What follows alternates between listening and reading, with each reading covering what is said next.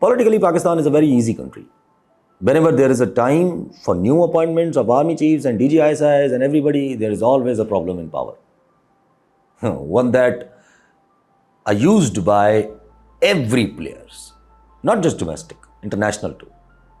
Welcome to Fourth Floor Post English. A while ago, Field Marshal Azam Munir and Shehbaz found themselves in big leagues.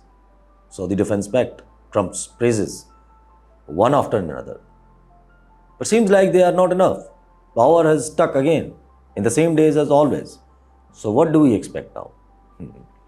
This week's story is not a single incident, but a sequence in which three parallels reign in parallel. The Sharif's family internal hierarchy and its impact on the coalition. The establishment's posture, which seems confusing at this point due to no notification, versus PTI's leverage in Khyber Pakhtunkhwa through Suhail Afridi's choice. The external track where Gaza, Washington, Riyadh, Beijing, Kabul and Delhi set the background conditions that either raise or reduce the cost of each domestic move. And if you read every day's update, together the pattern is clear. The Maryam People's Party episode was used to raise the tariff of stability and has been parked now. Maybe the attention is given. Whoever needed the attention. The KP Chief Minister has turned the counter-terror policy into a consent problem that cannot be solved from Rawalpindi alone. And then the institutional calendar is being dragged. Someone wants extensions for DGISI, and for some reason it's being delayed. Hence, we are seeing Islamabad being besieged by TLP again, a pressure group which always works when things are stuck in power. Inside the ruling camp, Maryam rhetoric did what it was meant to do and then stopped. Maryam Nawaz turned to Punjabiyat, the canal talk, which gave way for discomfort in Pakistan People's Party, which was apparently solved through PMLN's visit to Nawab Shah vis-a-vis Mohsen Naqvi. Apparently, there was no problem between Noon League and Pakistan People's Party. They could have easily handled that situation. But for some reason, it was gaining ground, which was obviously hurting the hybrid regime, guaranteed by establishment. So establishment's attention was needed. Was it given? That's the question. So where is the notification, if it was given? So it was not given, hence the TLP. But as to ceasefire is concerned between the two parties, that was never the issue. Hence the solution was not there. Issue is Nawaz, and his attention seeking is for something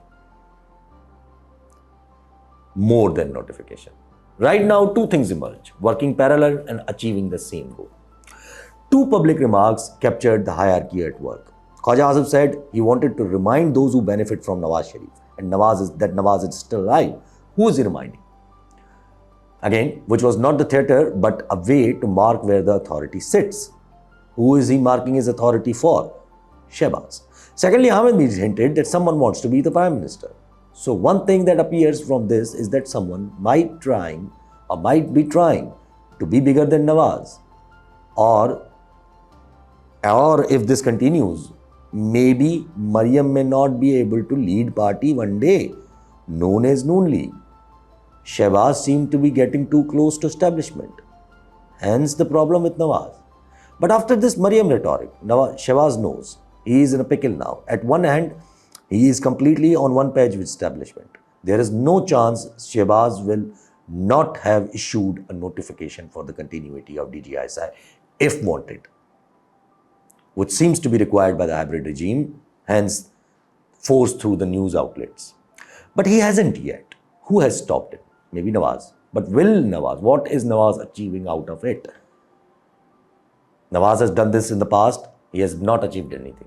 Only thing he has achieved is the bad blood. Is he achieving the bad blood again? Or is he trying to achieve that bad blood again? Which will obviously lead to problem with Shehbaz and establishment. Establishment is forcing two now. Media channels are circulating the news of continuation. Journalists closer to PTI claiming DGISI has been given extension. TLP is again on its way to Islamabad. Islamabad. So power is shaking, and for some reason, Nawaz Sharif seems to be the reason. That's all I could say. What options do establishment have to scare Nawaz? Across the aisle, PTI has scored a big leverage. Nawaz will not be scared now, especially after choosing a chief minister face from Khyber division in KPK by Khan, the former Fatah belt. That choice is not symbolic, it is functional. In districts where security incidents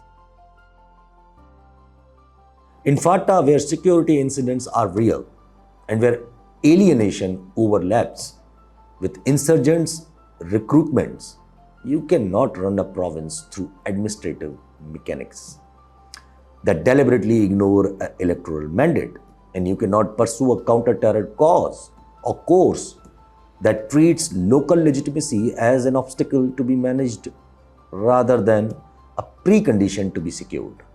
When DG Ismail argued that narrative fails because politics is involved and that Pakistan should stop asking others and secure itself, the statement underlined capability, which I agree, but the problem identified in the scripts is not alignment.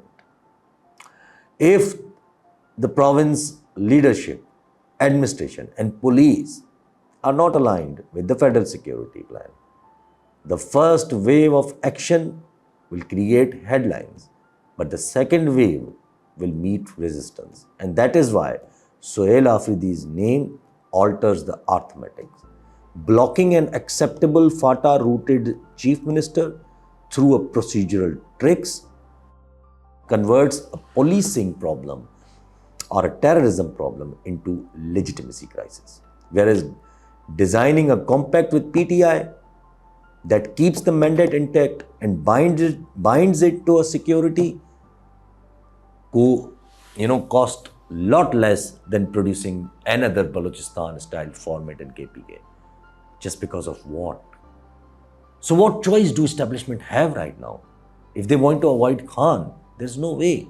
In short, establishment seems trapped. At one side, notifications are being delayed by someone, and on the other side, Khan has left no choice but to talk to him. There's not much of choice left than to engage Khan. At this point, where India is colliding with Afghanistan, we should forget about personal preferences of few faces in establishment, at least. This TLP fiasco reeks of cords being pulled.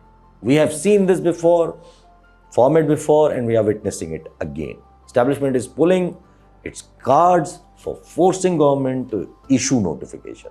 This sudden hearing of 26th Amendment, where bench is confused whether to go for full court or hearing or not.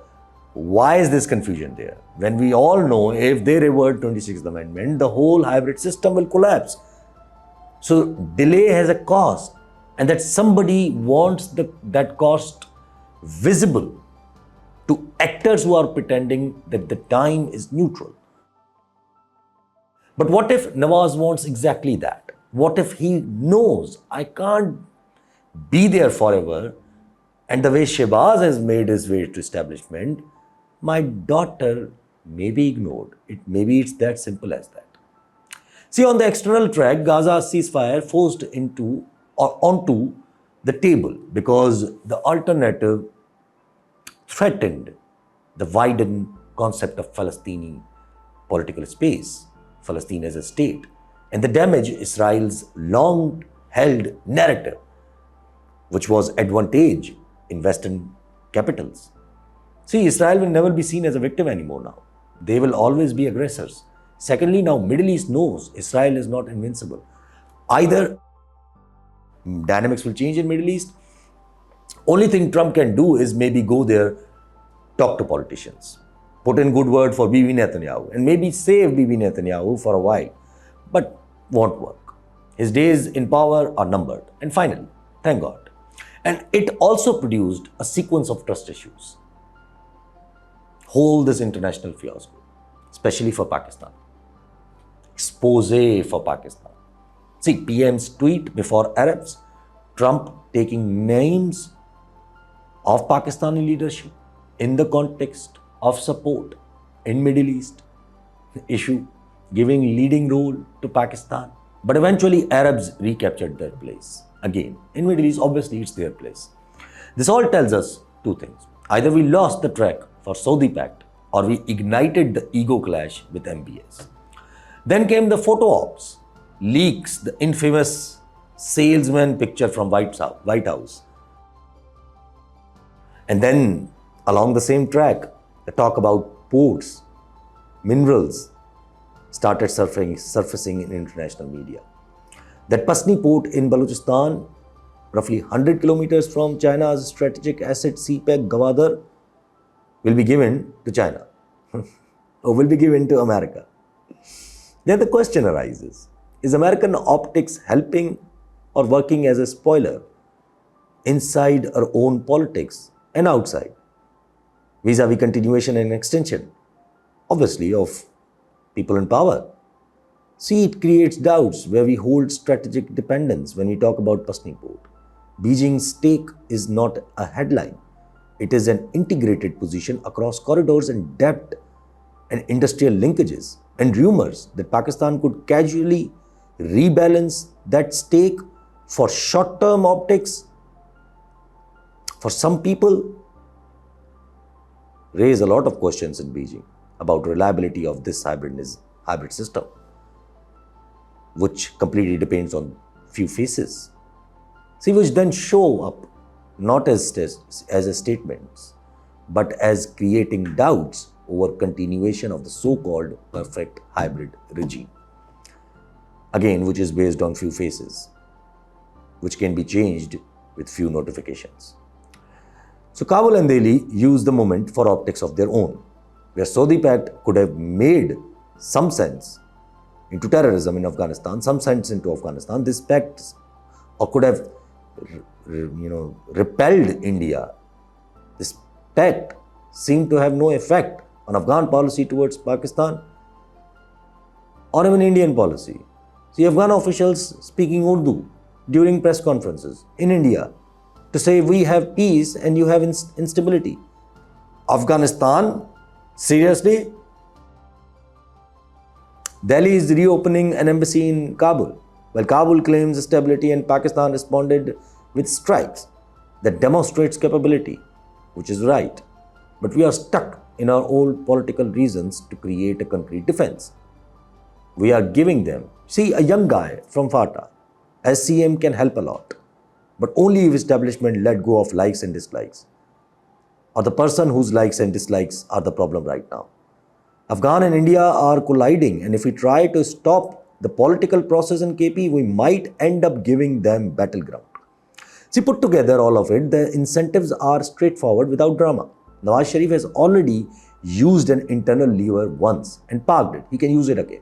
And he wants his say that records his imprint and his succession arithmetic without letting Shehbaz Sharif's day-to-day authority harden into a claim.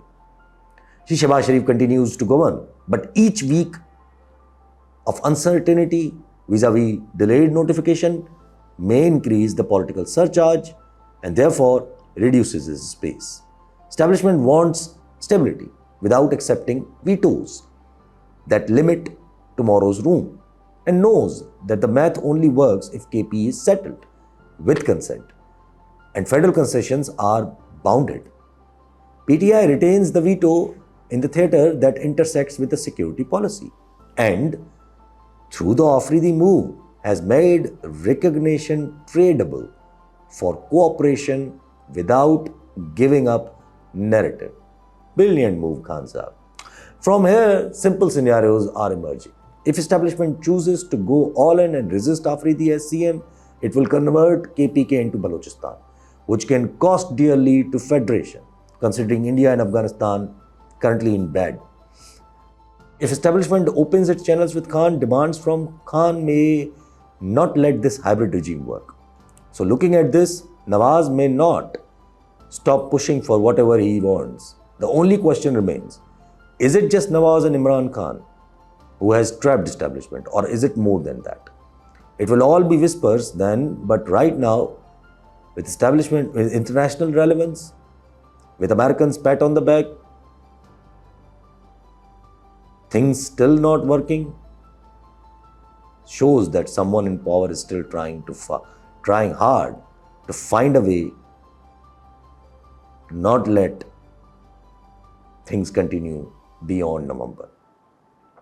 So will it come to compromise, or will it come with compromise, or will it all be all out war?